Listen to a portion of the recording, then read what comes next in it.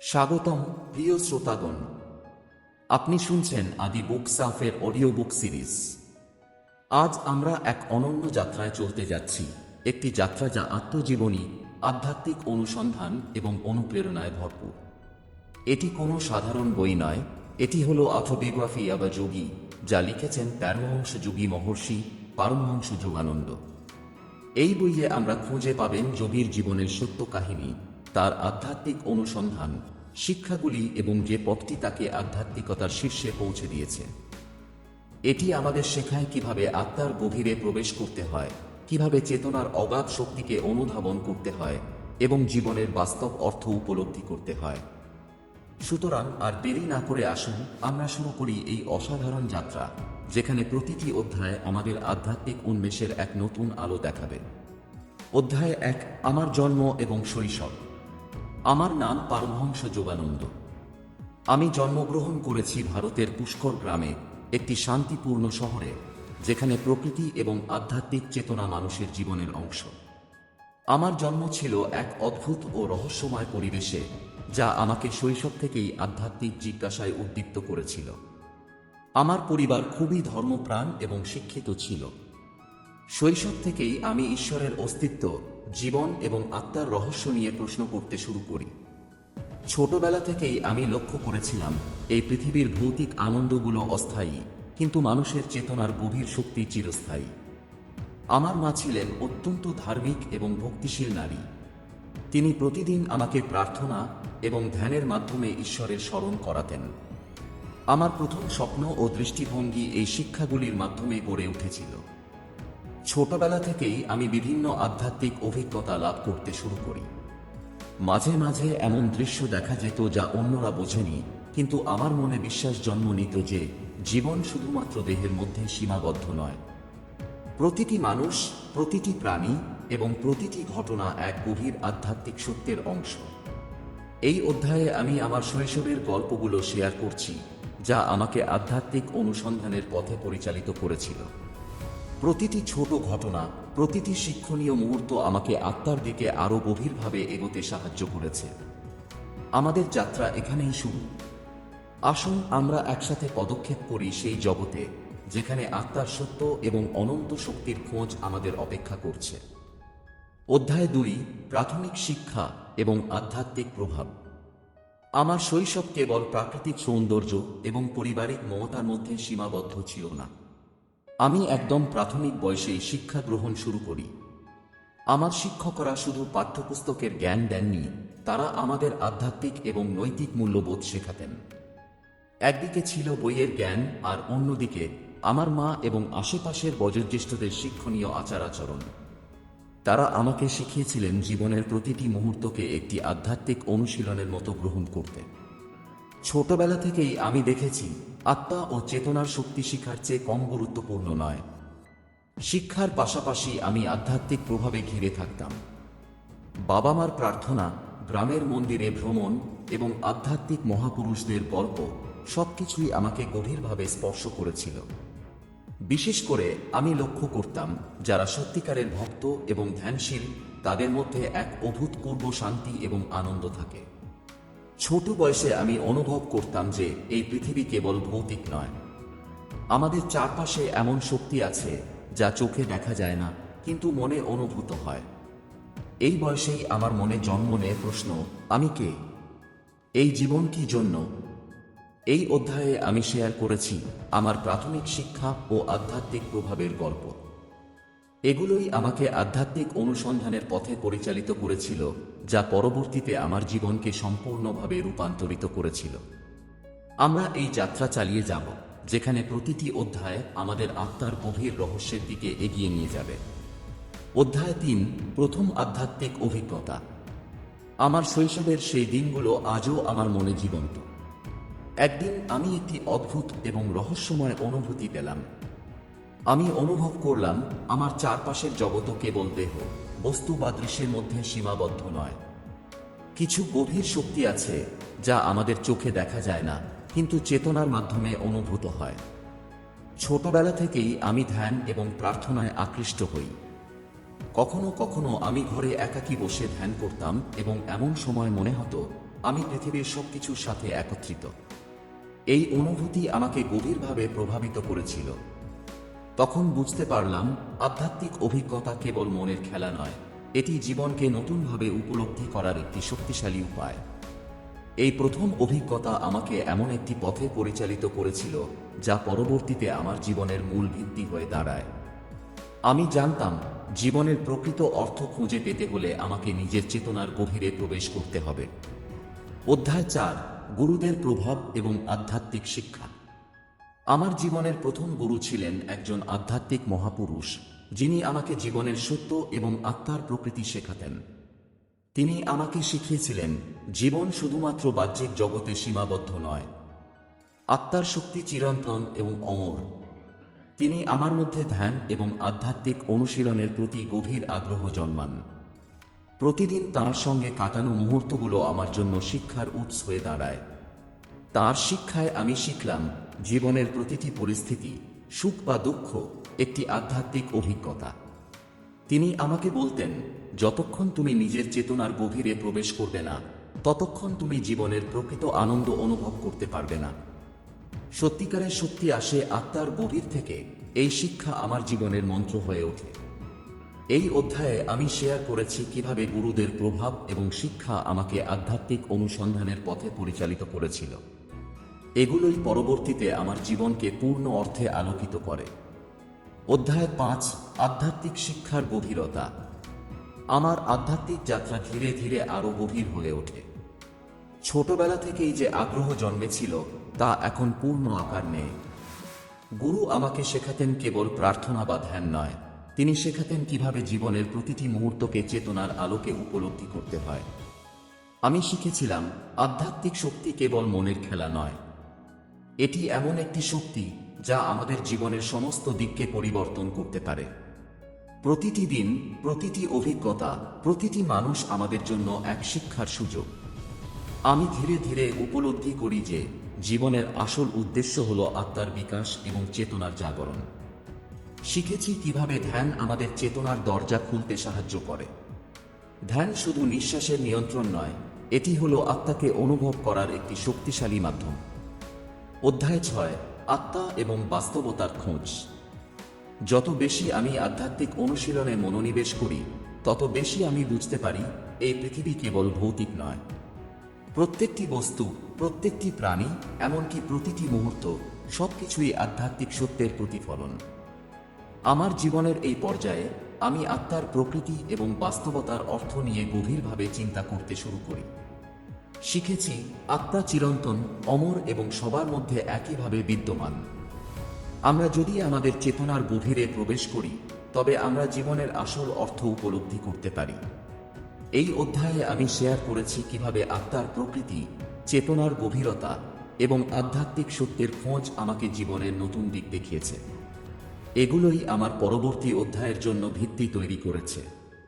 অধ্যায় 7, গুরু ও শিক্ষার গভীর প্রভাব। আমার আধ্যাত্মিক যাত্রায় গুরুদের প্রভাব অপরিসীম। প্রতিটি শিক্ষা, প্রতিটি নির্দেশনা আমার জীবনের মানচিত্র পরিবর্তন করেছে।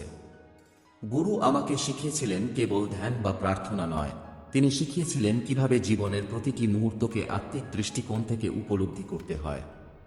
আমি দেখেছি, যারা সত্যিকারের আধ্যাত্মিক অনুসন্ধানে মনোনিবেশ করে, তাদের মধ্যে এক অভূতপূর্ব শান্তি এবং স্থিরতা জন্মায়। আমি ধীরে ধীরে উপলব্ধি করি, জীবনের সব শিক্ষা এবং প্রতিটি অভিজ্ঞতা আমাদের চেতনার বিকাশের অংশ। এই অধ্যায়ে আমি শেয়ার করেছি কিভাবে গুরুদের প্রভাব এবং তাদের শিক্ষা আমাকে জীবনের গভীর অর্থ উপলব্ধি করতে সাহায্য করেছে। অধ্যায় 8, আধ্যাত্মিক অনুসন্ধান এবং অভিজ্ঞতা। যত বেশি আমি আধ্যাত্মিক অনুশীলনে মনোনিবেশ করি, তত বেশি আমি জীবনের গভীর রহস্য অনুভব করি। ধ্যান, প্রার্থনা এবং অন্তর্মুখী মননের মাধ্যমে আমি দেখতে শুরু করি, পৃথিবী কেবল দেহ এবং বস্তুতে সীমাবদ্ধ নয়। প্রতিটি মুহূর্ত, প্রতিটি প্রাণী, প্রতিটি ঘটনা একটি আধ্যাত্মিক সত্যের প্রতিফলন।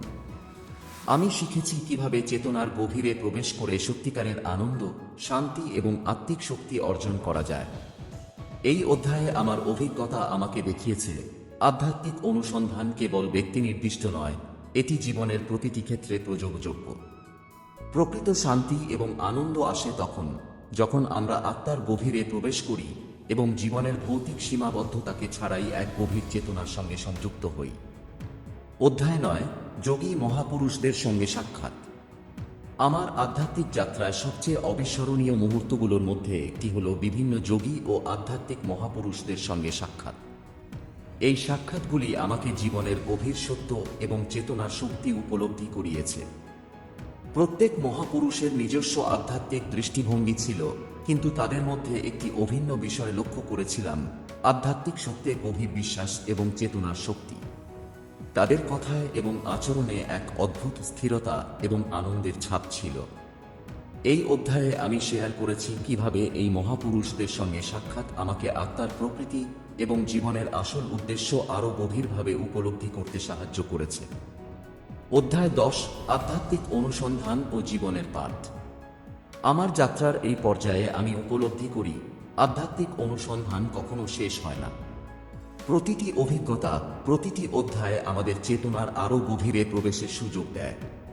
আমি শিখেছি, জীবনের সত্যিকারের আনন্দ এবং শান্তি আসে তখন যখন আমরা আত্মার সঙ্গে সম্পূর্ণ সংযুক্ত হই এবং ভৌতিক সীমাবদ্ধতাকে ছাড়াই চেতনার গভীরে প্রবেশ করি। প্রতিটি মুহূর্তই একটি শিক্ষা, প্রতিটি অভিজ্ঞতা আমাদের আত্মার বিকাশে সাহায্য করে। এই প্রথম 10টি অধ্যায় আমাদের আধ্যাত্মিক যাত্রার একটি ভিত্তি তৈরি করেছে। আমরা শিখেছি চেতনার শক্তি, গুরুদের প্রভাব, আধ্যাত্মিক অভিজ্ঞতা এবং জীবনের প্রকৃত অর্থ। এই যাত্রা এখানেই শেষ নয়, এটি কেবল শুরু। পরবর্তী অধ্যায়গুলো আমাদের আরও গভীর রহস্য, আধ্যাত্মিক শক্তি এবং আত্মার অমর সত্যের দিকে নিয়ে যাবে। অধ্যায় 11, অদ্ভুত আধ্যাত্মিক শক্তি। আমার জীবনে এক পর্যায়ে এমন ঘটনা ঘটতে শুরু করে যা কেবল সাধারণ বোধের বাইরে। কিছু মহাপুরুষের মধ্যে এমন শক্তি কাজ করত যা আমাদের চোখে অদৃশ্য, কিন্তু চেতনার মাধ্যমে স্পষ্টভাবে অনুভূত হতো। একবারের ঘটনা মনে আছে, একজন মহাপুরুষ কেবল দৃষ্টি দিয়ে একটি জলের স্তরকে স্থির করতে পারছিলেন এবং সেই জলের ঢেউগুলো থমকে যাচ্ছিল। এই দৃশ্য আমাকে অদ্ভুতভাবে মন্ত্রমুগ্ধ করেছিল। শৈশব থেকেই আমি অনুভব করতাম, জীবনের ভৌতিক দিকের বাইরে এমন কিছু আছে যা কেবল চেতনা দিয়ে উপলব্ধি করা যায়। আমার গুরু আমাকে শিখিয়েছিলেন, আধ্যাত্মিক শক্তি কেবল তত্ত্ব নয়, এটি জীবনের বাস্তবতা। ধ্যান এবং প্রার্থনার মাধ্যমে চেতনার নিয়মিত অনুশীলন মানুষকে এমন শক্তি প্রদান করতে পারে যা ভৌতিক সীমাবদ্ধতাকে ছাড়িয়ে যায়। আমি একাধিকবার দেখেছি, আধ্যাত্মিক অভিজ্ঞতার সময় মানুষ দৈনন্দিন নিয়মিত বাস্তবতার বাইরে প্রবেশ করতে পারে। এটি শুধুমাত্র শক্তি নয়, বরং আত্মার গভীর শান্তি এবং আনন্দের উৎস। এই অধ্যায়ে আমি শেয়ার করেছি কিভাবে এই অভিজ্ঞতাগুলো আমার চেতনার জগৎকে সম্পূর্ণভাবে বদলে দিয়েছে। অধ্যায় 12, বিশ্বাস ও আধ্যাত্মিক শক্তি। আমার জীবন এবং যাত্রার এই পর্যায়ে আমি উপলব্ধি করি, আধ্যাত্মিক যাত্রার সবচেয়ে গুরুত্বপূর্ণ হাতিয়ার হল বিশ্বাস। বিশ্বাস ছাড়া আমরা আত্মার শক্তি এবং জীবনের গভীর সত্য উপলব্ধি করতে পারি না। আমি শিখেছি, যখন একটি মানুষ সম্পূর্ণ বিশ্বাসের সঙ্গে আধ্যাত্মিক অনুশীলন করে, তখন তার চেতনা এমনভাবে প্রসারিত হয় যে সে জীবনের প্রকৃত অর্থ এবং শক্তি অনুভব করতে পারে। আমার গুরু আমাকে বারবার বলতেন, তুমি যত বিশ্বাসী হবে, আত্মার শক্তি তত স্পষ্ট হবে। বিশ্বাস ছাড়া চেতনা অন্ধ থাকে। আমি সেই শিক্ষা গভীরভাবে হৃদয়ে লিপিবদ্ধ করি। আমি দেখেছি, বিশ্বাসের সঙ্গে জীবনযাপন করলে প্রতিটি ছোট ঘটনা, প্রতিটি অভিজ্ঞতা এবং প্রতিটি মানুষের সঙ্গে সম্পর্ক আমাদের আধ্যাত্মিক বিকাশের সুযোগ হয়ে ওঠে। এই অধ্যায়ে আমি শেয়ার করেছি কিভাবে বিশ্বাস এবং সততা আধ্যাত্মিক বিকাশের পথকে আলোকিত করে।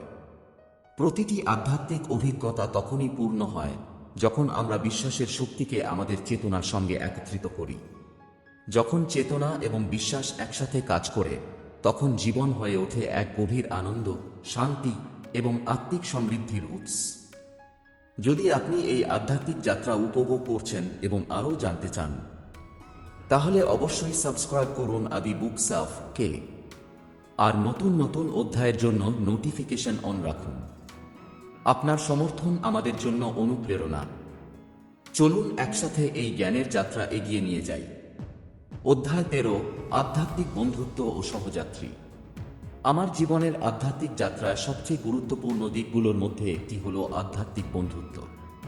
যারা সত্যিকারের ধ্যানশীল এবং অনুসন্ধিৎসু, তারা একে অপরকে আধ্যাত্মিক পথে অনুপ্রেরণা দিতে পারে। ছোটবেলা থেকেই আমি শিখেছি, আমাদের চারপাশের মানুষ আমাদের চেতনার বিকাশে গুরুত্বপূর্ণ ভূমিকা পালন করে। এক সহযাত্রী বা আধ্যাত্মিক বন্ধু শুধুমাত্র সঙ্গী নয়, সে আমাদের মন ও চেতনাকে উচ্চতর স্তরে পৌঁছাতে সাহায্য করে। আমি দেখেছি, যারা আধ্যাত্মিক বন্ধুত্বের মাধ্যমে জীবনযাপন করে, তারা শুধু নিজের চেতনা নয়, অন্যের চেতনাকেও সমৃদ্ধ করে। এই অধ্যায়ে আমি শেয়ার করেছি কিভাবে আমার আধ্যাত্মিক বন্ধুরা আমার যাত্রাকে আরও গভীর এবং অর্থবহ করেছে। অধ্যায় 14, ধ্যান ও প্রার্থনার অনুশীলন। ধ্যান এবং প্রার্থনা কেবল আধ্যাত্মিক অনুশীলন নয়, এটি জীবনের সমস্ত দিক পরিবর্তনের শক্তিশালী মাধ্যম। ধ্যান আমাদের চেতনাকে স্থির করে, মনকে শান্ত করে এবং আত্মার প্রকৃতি প্রকাশ করে। প্রার্থনা আমাদের চেতনার শক্তি বৃদ্ধি করে, মনকে পরিশুদ্ধ করে এবং জীবনের প্রতি দৃষ্টিভঙ্গি পরিবর্তন করে। আমি শিখেছি, নিয়মিত ধ্যান ও প্রার্থনার মাধ্যমে আমরা জীবনের প্রতিটি মুহূর্তে শান্তি, স্থিরতা এবং গভীর আনন্দ অনুভব করতে পারি। এই অধ্যায়ে আমি শেয়ার করেছি কিভাবে ধ্যান এবং প্রার্থনা আমাকে আত্মার সঙ্গে সংযুক্ত করেছে এবং জীবনকে একটি আধ্যাত্মিক যাত্রায় পরিণত করেছে। অধ্যায় 15, আত্মার চেতনার জাগরণ। আমার আধ্যাত্মিক যাত্রার এই পর্যায়ে আমি উপলব্ধি করি যে আত্মার চেতনা জাগ্রত হলে জীবন সম্পূর্ণরূপে বদলে যায়। আমাদের চারপাশের প্রতিটি ঘটনা, প্রতিটি মানুষ, প্রতিটি অভিজ্ঞতা চেতনার এক শিক্ষার অংশ। ছোটবেলা থেকে আমি লক্ষ্য করেছি, যারা চেতনার গভীরে প্রবেশ করে, তারা জীবনের সবকিছুকে অন্য দৃষ্টিকোণ থেকে দেখে। তারা বুঝতে পারে, আমাদের দৈনন্দিন জীবন, আনন্দ, দুঃখ সবই আত্মার বিকাশের জন্য পাঠ। আমি শিখেছি, আত্মার চেতনার জাগরণ কেবল ধ্যান বা প্রার্থনার মাধ্যমে নয়, এটি আসে ধৈর্য, বিশ্বাস এবং জীবনের প্রতিটি মুহূর্তের প্রতি সচেতন মনোযোগের মাধ্যমে। যখন চেতনা জাগ্রত হয়, তখন মানুষ জীবনের প্রকৃত আনন্দ, শান্তি এবং আধ্যাত্মিক সমৃদ্ধি উপলব্ধি করতে পারে। এই অধ্যায়ে আমাদের শেখায়, আধ্যাত্মিক যাত্রার সত্যিকারের উদ্দেশ্য হল নিজের চেতনার গভীরে প্রবেশ করা এবং সেই শক্তি ও শান্তিকে জীবনের প্রতিটি ক্ষেত্রে বাস্তবায়ন করা। আত্মার চেতনা জাগ্রত হলে আমরা কেবল নিজেদের নয়, আমাদের চারপাশের মানুষের জীবনকেও আলোকিত করতে পারি। প্রিয় শ্রোতাগণ, আজ আমরা আটোবিওগ্রাফি অফ আ যোগী এর কয়েকটি অধ্যায়ের যাত্রা শেষ করেছি। আমরা শিখেছি পারমহংস যোগানন্দের শৈশব, আধ্যাত্মিক প্রভাব, গুরুদের শিক্ষা, ধ্যান এবং আত্মার চেতনার জাগরণের গল্প। প্রতিটি অধ্যায় আমাদের জন্য এক নতুন আধ্যাত্মিক শিক্ষা এবং অনুপ্রেরণার উৎস। আপনি যদি এই আধ্যাত্মিক যাত্রা উপভোগ করেছেন এবং আরও জানতে চান, তাহলে অবশ্যই সাবস্ক্রাইব করুন আদি বুকস-কে, আর নতুন নতুন অধ্যায়ের জন্য নোটিফিকেশন অন রাখুন। চলুন একসাথে এগিয়ে যাই, জ্ঞানের আলোকে আরও গভীরভাবে অনুভব করতে। আমাদের চেতনা ও আত্মাকে আলোকিত করি। ভালো থাকুন, সুস্থ থাকুন এবং আধ্যাত্মিকতার পথে আপনার যাত্রা চালিয়ে যান।